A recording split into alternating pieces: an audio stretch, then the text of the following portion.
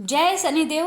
प्यारे भक्तों, आज मार्गशीर्ष मास के कृष्ण पक्ष की दूसरा शनिवार का दिन है और आज आप सभी श्रवण करेंगे शनिवार व्रत की 3 पौराणिक कथा। जो भी भक्त शनिवार के दिन इन कथाओं को सुनता है उस पर शनि भगवान की विशेष कृपा होती है, इसलिए आप सभी इन कथाओं को अवश्य सुनिएगा। प्रेम से बोलिए जय शनिदेव। कि महान पराक्रमी हनुमान अजर अमर है। पवन पुत्र हनुमान रघुकुल के कुमारों के कहने से प्रतिदिन अपनी आत्मकथा का कोई भाग सुनाया करते थे। उन्होंने कहा कि एक बार मैं संध्या के समय अपने आराध्य श्री राम का स्मरण करने लगा तो उसी समय ग्रहों में पाप ग्रह मंद गति सूर्य पुत्र शनि देव पधारे। वह अत्यंत कृष्ण वर्ण के भीषणाकार थे। वह अपना सिर प्राय झुकाए रखते हैं, जिस पर अपनी दृष्टि डालते हैं वह अवश्य नष्ट हो जाता है। शनिदेव हनुमान के बाहुबल और पराक्रम को नहीं जानते थे। हनुमान ने उन्हें लंका में 10 ग्रीव के बंधन से मुक्त किया था। वह हनुमान जी से विनय पूर्वक किंतु कर्कश स्वर में बोले, हनुमान जी, मैं आपको सावधान करने आया हूँ। त्रेता की बात दूसरी थी, अब कलयुग प्रारंभ हो गया है। भगवान वासुदेव ने जिस क्षण अपनी अवतार लीला का समापन किया उसी क्षण से पृथ्वी पर कली का प्रभुत्व हो गया है। यह कलयुग है। इस युग में आपका शरीर दुर्बल और मेरा बहुत बलिष्ठ हो गया है। अब आप पर मेरी 7.5 की दशा प्रभावी हो गई है। मैं आपके शरीर पर आ रहा हूँ। देव को इस बात का तनिक भी ज्ञान नहीं था कि रघुनाथ के चरण श्रीतों पर काल का प्रभाव नहीं होता। करुणा निधान जिनके हृदय में एक क्षण को भी आ जाते हैं, काल की कला वहाँ प्रभावी हो जाती है। प्रबंध के विधान वहाँ प्रभुत्वहीन हो जाते हैं। सर्वसमर्थ पर ब्रह्मा के सेवकों का नियंत्रण, संचालन, पोषण प्रभु ही करते हैं। उनके सेवकों की ओर दृष्टि उठाने का साहस कोई सुर असुर करे तो स्वयं अनिष्ट भाजन होता है। शनिदेव के आग्रह यमराज भी प्रभु के भक्त की ओर देखने का साहस नहीं कर पाते। हनुमान जी ने शनिदेव को समझाने का प्रयत्न किया, आप कहीं अन्यत्र जाए। ग्रहों का प्रभाव पृथ्वी के मरणशील प्राणियों पर ही पड़ता है। मुझे अपने आराध्य का स्मरण करने दे। मेरे शरीर में श्री रघुनाथ जी के अतिरिक्त दूसरे किसी को स्थान नहीं मिल सकता। लेकिन शनिदेव को इससे संतोष नहीं मिला। वह बोले, मैं सृष्टिकर्ता के विधान से विवश हूँ। आप पृथ्वी पर रहते हैं, अतः आप मेरे प्रभुत्व क्षेत्र से बाहर नहीं है। मेरे 22.5 वर्ष व्यतीत होने पर 7.5 वर्ष के अंतर से 2.5 वर्ष के लिए मेरा प्रभाव प्राणी पर पड़ता है, किंतु यह गौण प्रभाव है। आप पर मेरे 7.5 आज इसी समय से प्रभावी हो रही है। मैं आपके शरीर पर आ रहा हूँ, इसे आप टाल नहीं सकते। फिर हनुमान जी कहते हैं, जब आपको आना ही है तो आइए। अच्छा होता कि आप मुझ वृत्त को छोड़ ही देते। फिर शनिदेव कहते हैं, कलयुग में पृथ्वी पर देवता या उपदेवता किसी को नहीं रहना चाहिए। सबको अपना आवास सूक्ष्म लोकों में रखना चाहिए। जो पृथ्वी पर रहेगा वह कलयुग के प्रभाव में रहेगा और उसे मेरी पीड़ा भोगनी पड़ेगी। और ग्रहों में मुझे अपने अग्रज यम का कार्य मिला है। मैं मुख्य मारक ग्रह हूँ और मृत्यु के सबसे निकट वृद्ध होते हैं, अतः मैं वृद्धों को कैसे छोड़ सकता हूँ। हनुमान जी पूछते हैं, आप मेरे शरीर पर कहाँ बैठने जा रहे हैं। शनिदेव गर्व से कहते हैं, हे प्राणी के सिर पर। मैं 2.5 वर्ष प्राणी के सिर पर रहकर की बुद्धि विचलित बनाए रखता हूँ। मध्य के 2.5 वर्ष उसके उदर में स्थित रहकर उसके शरीर को अस्वस्थ बनाता हूँ। वह अंतिम 2.5 वर्ष पैरों में रहकर उसे भटकाता हूँ। फिर शनिदेव हनुमान जी के मस्तक पर आ बैठे तो हनुमान जी के सिर पर खाज हुई। इसे मिटाने के लिए हनुमान जी ने बड़ा पर्वत उठाकर सिर पर रख लिया। शनिदेव चिल्लाते हैं, यह क्या कर रहे हैं आप? फिर हनुमान जी कहते हैं, जैसे आप सृष्टिकर्ता के विधान से विवश है, ऐसे मैं भी अपने स्वभाव से विवश हूँ। मेरे मस्तक पर खाज मिटाने की यही उपचार पद्धति है और आप अपना कार्य करें और मैं अपना कार्य। ऐसे कहते ही हनुमान जी ने दूसरा पर्वत उठाकर सिर पर रख लिया। इस पर शनिदेव कहते हैं, आप इन्हें उतारिए, मैं संधि करने को तैयार हूँ। इनके इतना कहते ही हनुमान जी ने तीसरा पर्वत उठाकर सिर पर रख लिया। तो शनिदेव चिल्लाकर कहते हैं, मैं अब आपके समीप नहीं आऊँगा। फिर भी हनुमान जी नहीं माने और चौथा पर्वत उठाकर सिर पर रख लिए। शनिदेव फिर चिल्लाते हैं, पवन कुमार त्राहि माम रामदूत आंजनेयम नमः। मैं उसको भी पीड़ित नहीं करूँगा जो आपका स्मरण करेगा। मुझे उतर जाने का अवसर दे। हनुमान जी कहते हैं, बहुत शीघ्रता की, अभी तो 5वां पर्वत रखना बाकी है। और इतने में ही शनि मेरे पैरों में गिर गए और कहा, मैं सदैव आपके दिए वचनों को स्मरण रखूंगा। आघात के उपचार के लिए शनिदेव तेल मांगने लगे। हनुमान जी तेल कहाँ देने वाले थे, वही शनिदेव आज भी तेल दान से संतुष्ट होते हैं। प्रेम से बोलिए, पवन पुत्र हनुमान की जय, शनि महाराज की जय।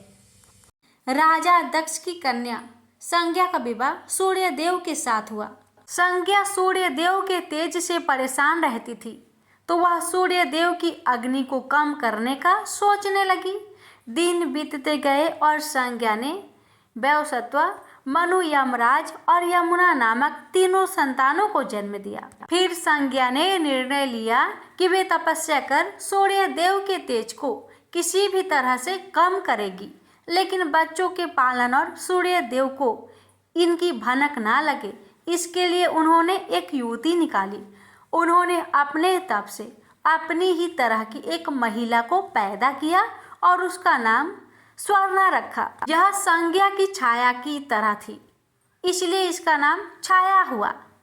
संज्ञा ने छाया से कहा कि अब से मेरे बच्चों को सूर्य देव की जिम्मेदारी तुम्हारी रहेगी, लेकिन यह राज सिर्फ मेरे और तुम्हारे बीच ही बना रहना चाहिए।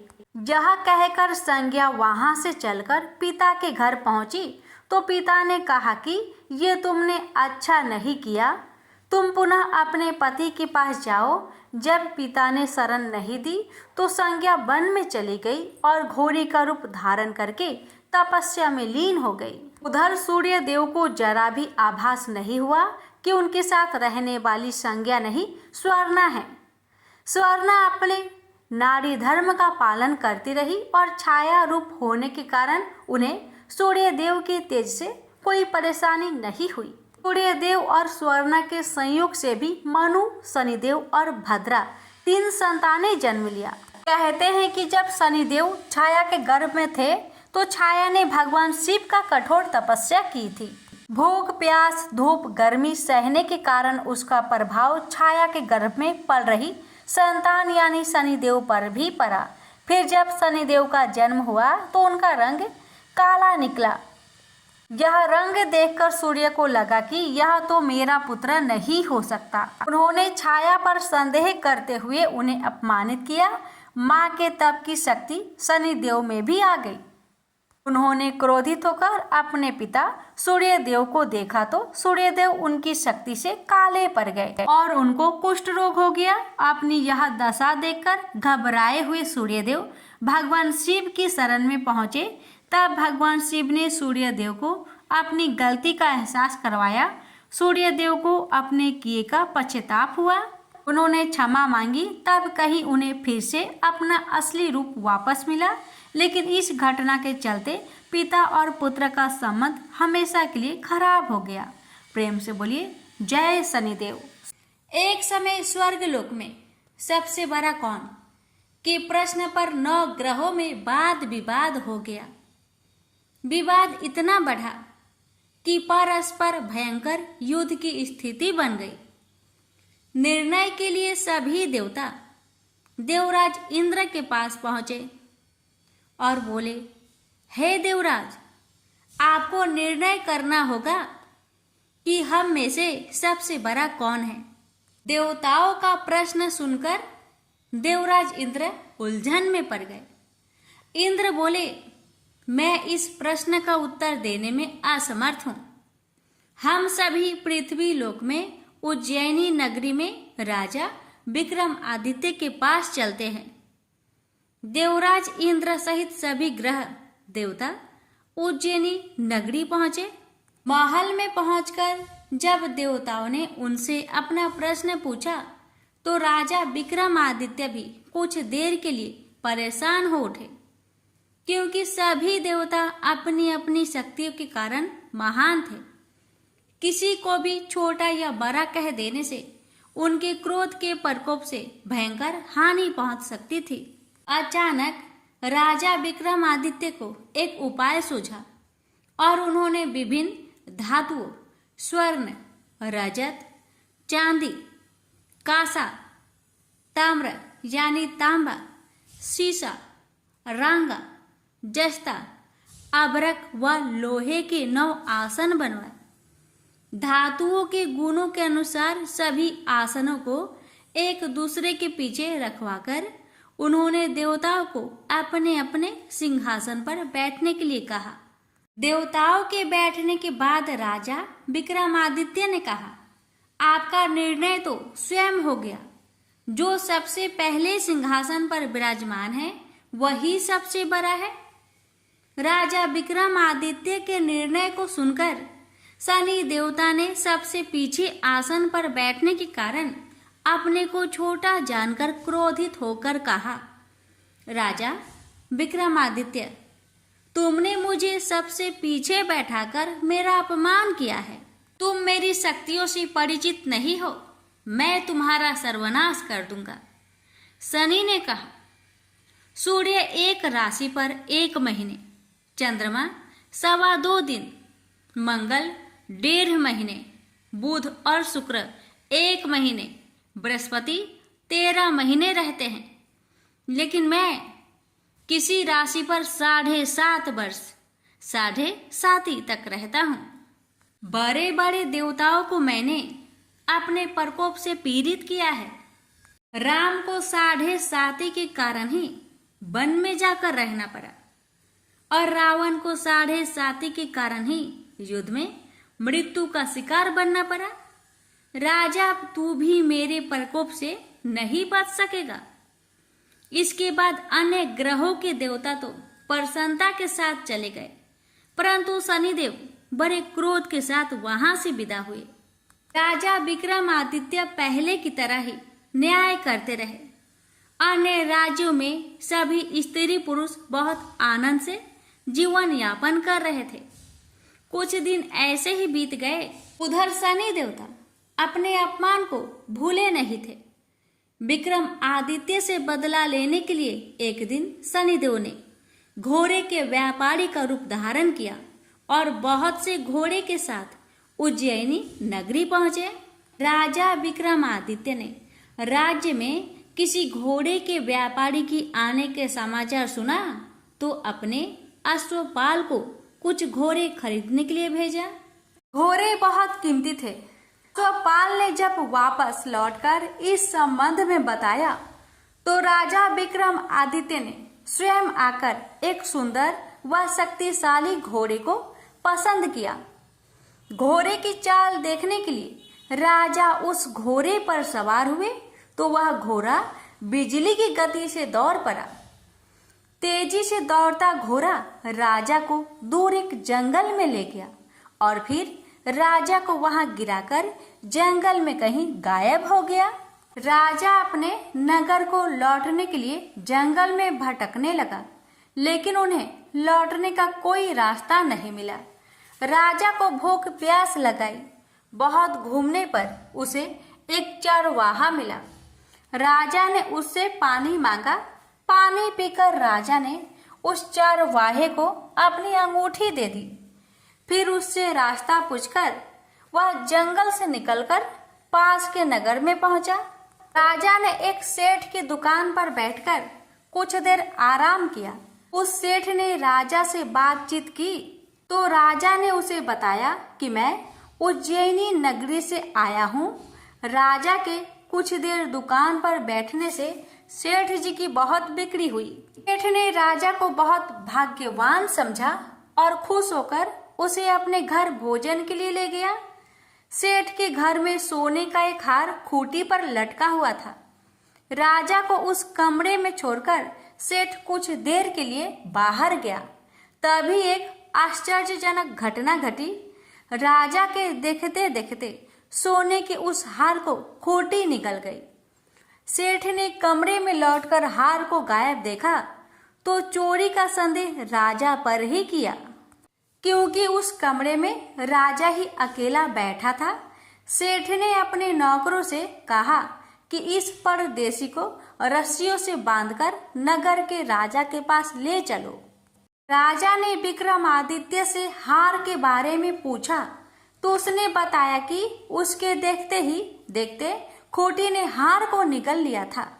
इस पर राजा ने क्रोधित होकर चोरी करने के अपराध में विक्रमादित्य के हाथ पांव कटवाने का आदेश दे दिया।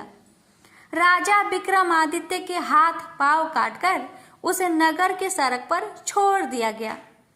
कुछ दिन बाद एक तेली उसे उठाकर अपने घर ले गया और उसे अपने कोल्हू पर बैठा दिया।